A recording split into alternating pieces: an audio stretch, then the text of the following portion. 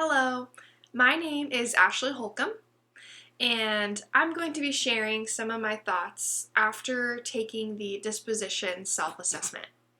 I'm going to be covering some of my strengths, my areas of growth, and also my expectations for educators and how I plan to implement these in my own classroom.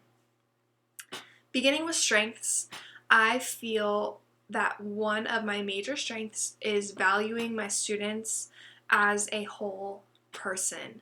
I am very passionate about relationship building in the classroom, and I'm a big believer that our kids deserve to be treated with the same amount of respect as us adults.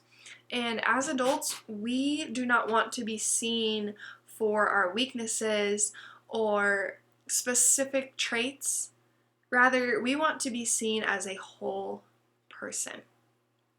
I really want to help my students see their strengths and know that regardless of their abilities, their successes, failures, that they are a complete person that is talented and extremely capable. Another strength that I feel I have is curiosity and using inquiry. I am a very curious person by nature, and I absolutely love that in preschool there is that freedom to be child-led and follow their passions. I taught elementary before this, and I really love that in the preschool setting, if a kid or the class brings up a subject, we can kind of take a detour and we can talk about that subject right away, or we can put a pin in that and save it for later, and I can really follow their interests and just embrace that feeling of, I wonder. Another strength that I have this year specifically is reflection. I have always believed that reflection is one of an educator's best tools. And this year I have an amazing team to collaborate with, and I'm able to ask questions, have discussions, and really grow with the support of people that value me and see my strengths and weaknesses and are there to support me. Some areas of growth are community involvement. I believe that this is extremely important. However, I really haven't implemented it in my classroom yet. I believe that some areas that will allow me to get to this goal is confidence and making connections. As a new educator, I feel a bit hesitant sometimes to reach out in the community. And this is a new school for me, and so I do think that making more connections over time, along with the confidence, will allow me to achieve this in the classroom. Another area of growth is cultural inclusion.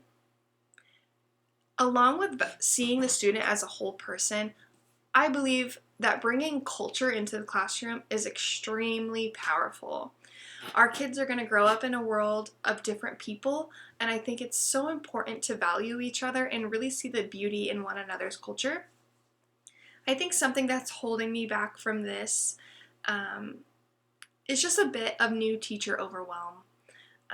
While this is not an excuse, I believe that with some time, confidence, and experience, I will be able to prioritize this and bring it into my classroom and make it a essential part. Something that happens year after year after year, because I do believe it is very important. Lastly, my expectations for educators. I believe educators should want the best for their kids. And along with that is advocating for these students and families. We are blessed to have an education, an awareness of some things that parents do not have, and also these kids need somebody in their court that's willing to back them up. Another expectation of educators is pride in our profession. I believe that we should value professionalism and really take ownership over what we do and say, hey, we're proud of this and we are competent, capable professionals that are here to serve.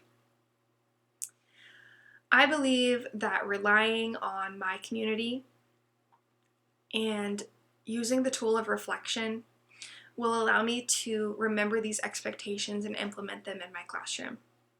I think that a culture of continued learning is extremely important, as to not get into a routine and forget about some of these important things such as ethics and dispositions.